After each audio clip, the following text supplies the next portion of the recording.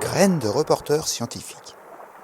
Une série de podcasts sur les enjeux de l'océan réalisés par des élèves francophones du monde entier, en partenariat avec la Fondation Tara Océan, le Centre pour l'éducation aux médias et à l'information, le ministère de l'Éducation nationale et de la jeunesse et l'Agence de l'enseignement français à l'étranger. Oh là là! Ce matin, je me promenais sur la plage des Goudes et j'ai trébuché sur une bouteille en plastique. Comment ça se fait? J'ai vu sur YouTube que l'on mangeait l'équivalent d'une carte bleue. Vraiment? Et j'ai aussi vu que les coraux mouraient. Est-ce qu'on peut l'empêcher? Je vois que l'on se pose les mêmes questions. Est-ce qu'on peut limiter la pollution et ses effets? Si on allait voir des spécialistes. Bonne idée. Chers auditeurs, rejoignez-nous pour observer la pollution plastique en Méditerranée et mettre en lumière les façons innovantes de relever ce défi environnemental. Maintenant, allons rencontrer l'équipe Mer-Terre sur l'Anse de la Maronnaise. Un podcast réalisé par les élèves du collège Saint-Bruno-la-Salle à Marseille. Alors moi c'est Vincent, du travail à l'association Mer-Terre et je suis chargé de mission sensibilisation au sein de l'asso. Voilà, et aujourd'hui on est ici pour un ramassage donc à l'Anse de la Maronnaise. Pouvez-vous décrire l'environnement qui nous entoure? Petite calanque remplie de calcaire, de rochers. C'est un peu lunaire, mais il y a quand même pas mal de plantes qui y poussent, des couleurs différentes. Il fait quoi? Il doit faire 18 degrés, très doux. La lumière est super belle. On considère que 80% des déchets qu'on retrouve en mer proviennent de la terre. Donc c'est pour ça que c'est intéressant d'agir directement sur la terre. Et donc le programme Adopte un Spot dans lequel on va intervenir lors des 3 ramassages, il va être composé donc d'abord du nettoyage, donc du ramassage des déchets. Ensuite on va compter les déchets selon les matériaux. On appelle ça caractériser les déchets. Ensuite, cette donnée-là, déjà, nous, elle va nous permettre d'orienter nos actions. Mais ensuite, cette donnée-là, nous, on va aussi la rentrer sur une plateforme que Mer-Terre a créée, sur laquelle en fait sont recensées toutes les données des ramassages qui ont été faits en France. Nous allons passer au ramassage. Un fragment de plastique.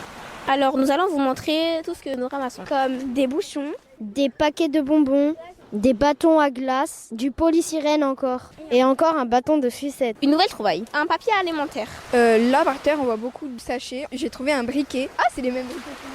Un briquet tout rouillé. Il y a un sachet qui flotte. Il y a une brique. Une paille, un ticket de caisse. Et vous le savez qu'il y avait du plastique dans les tickets de caisse. On peut même trouver des fausses plantes dans la plage. Il reste toujours des déchets plastiques, en métal, en carton. Alors on a actuellement 2 bâtons de sucette, 4 bouchons en plastique, il y en a beaucoup.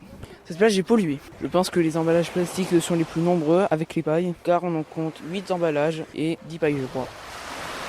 Alors le premier, on est à 500 grammes. Pour le premier 500 grammes de plastique. Et on est à 200 grammes. 200 grammes de plastique en plus, qui fait en tout 700 grammes. Pour celui-là, on est à 200 aussi. On passe donc de 700 à 900. Il y a en tout 900 grammes de plastique. En sachant que la quantité de plastique est de 200 grammes, qu'en pensez-vous? Je trouve que ça fait beaucoup, qu'il y a beaucoup de plastique qui traîne sur la plage. On n'a pas tout ramassé et qu'il y en a sûrement 10 fois plus. On a trouvé beaucoup de déchets qui n'étaient pas identifiés. C'est-à-dire qu'on n'arrivait pas à situer ce que c'était. Le souci, c'est que ces déchets, ça compose la majorité des déchets qu'on trouve dans l'océan ou dans la mer. Et ces types de déchets, il y en a de cette taille-là, on peut repérer, mais il y en a qui sont encore plus petits. Des microplastiques, on les appelle, qui sont même pas repérables. Et c'est cela le gros problème. Et vous avez une solution? L'une des solutions, c'est d'essayer de changer les comportements. Les pailles en plastique, par exemple, sont interdites maintenant dans les restaurants. Ça découle, entre autres, de la donnée qu'on fait lors de nos ramassages. Agir, c'est en nettoyant le spot au moins 3 fois par an. C'est comprendre la pollution en caractérisant les déchets. C'est contribuer à réduire les abandons de déchets. C'est trier ses déchets chez soi.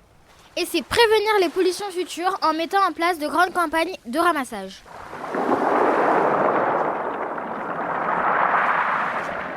C'était Graines de reporters scientifiques, une enquête sur les enjeux de l'océan. Retrouvez tous les podcasts audio et vidéo sur la plateforme lesdessous de l'océan.fondationtaraocéan.org.